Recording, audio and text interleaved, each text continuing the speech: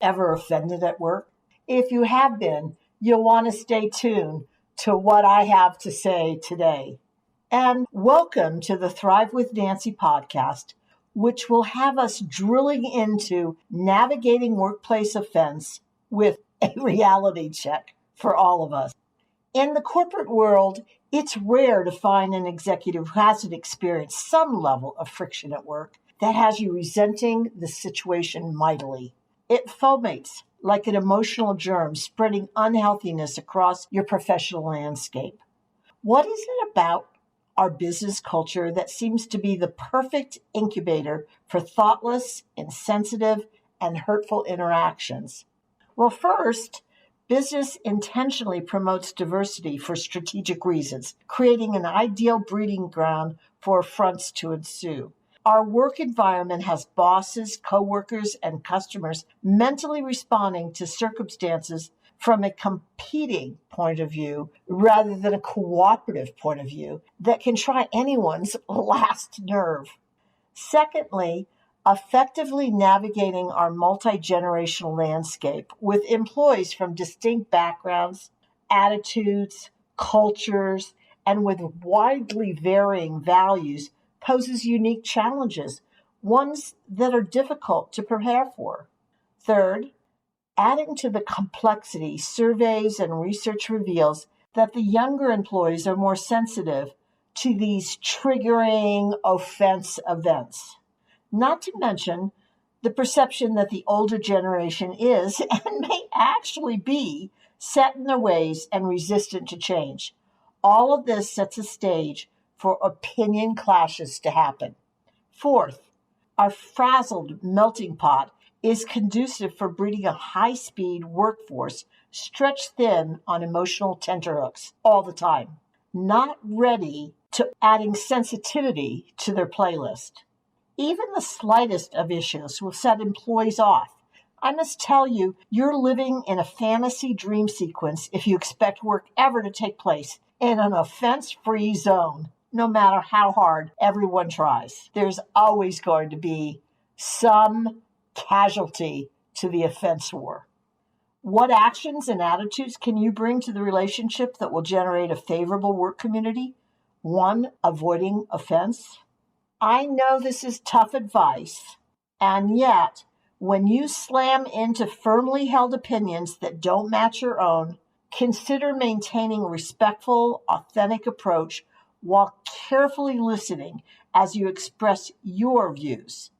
Gauge their reaction. Kindness is one of the most advantageous attitudes you can bring to work, for it will have you stretching yourself to understand conflicting perspectives, and this enables you to see new ways of handling these awful, difficult situations. So you now have an overview of the breeding ground for offense and what you can do to co-generate a healthy workplace. How about test driving some additional tactics that I have in mind? Everything rests in your head.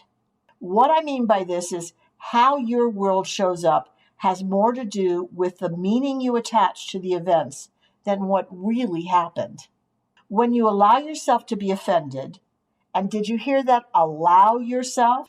You're operating on a purely emotional level in an environment that doesn't reward feelings. Rather, it yields less production, increases worry, and complaining. Not good, is it? And it does nothing but keep you off balance, producing very little. You know that old story about twins who were told there was a surprise waiting for them behind that door. One twin opens the door saying, "Yuck, horse manure. This isn't a gift at all. You played a mean trick on me," and leaves offended. The other leaps into the room shouting with joy, "With all this manure, there has to be a horse somewhere." Which twin do you believe is creating an attitude of possibility? If you're like the first twin, offended, it is up to you to turn it around and look for the gift or lesson or the shift necessary to turn circumstances around to work for you rather than against you. Civility, respect, manners, honor. Yes, I know these are old-fashioned words, not often established as community goals in today's organizations, but living them smooths more troubled waters than you can imagine. It allows you to see the good in others and for them to be willing to have healing, trusting conversations with you. And through this, all of you will gain bridging insights that will make it possible to work together. Speak up for yourself. Sinking into offense is never the answer, and sharing your hurt with others is a terrible response. You owe it to yourself not to stir up strife or do workarounds to bypass interacting with an offender. Pre-plan your approach. Calmly clarify what didn't work. Pointing fingers is an absolute no-no. Recognize that conversations loaded with yous will harm rather than soothe. Instead, dig deeper into what you heard, why it bothers you, and what you want to see moving forward. Ask them for their view. Monitor closely nonverbal language. Don't assume everything you say and do is golden, just because you may think it is. Check the nonverbal language responses around you, so you're not the one producing offense without knowing it. If you sense that something didn't land well, the chances are very high that there is a fly in the ointment of your approach. Ask open-ended, challenging, exploring questions. You may learn something about yourself that opens the door for a bigger future than you've ever imagined by getting outside your own head to be in someone else's. To be blunt, rarely does offense involve any actual physical harm. It simply invokes an indignant emotional response to what another has said, done, proposed, or presented. The more easily you are offended, the more difficult it will be for you to be successful in business. Managers have more than enough on their plate in our chaotic, tumultuous workplace to be asked to also add babysitting to overly sensitive employees to their list of must-dos.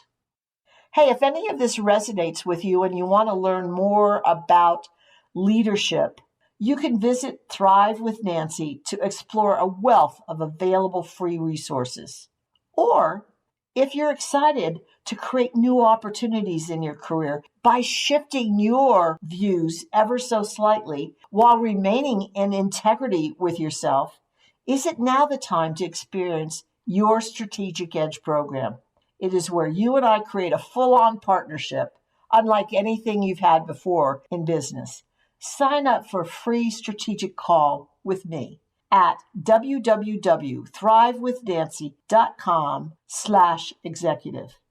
You should know by now that no successful executive reaches the top or even arrives at their next destination alone.